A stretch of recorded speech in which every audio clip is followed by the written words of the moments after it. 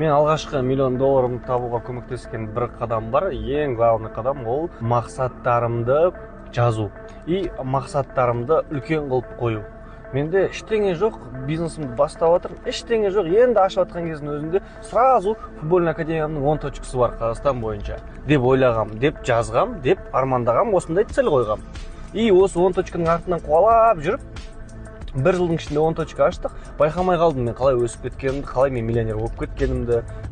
Сондықтан да ең алғашқы қадам қандай десе, мен ол үлкен мақсат қою дейтін едім. Мен алғашқы $1 миллион шығарған 25-мде алғашқы $1 миллион таптым ба, сол кезде мен 22-мде бастадым бизнесімді.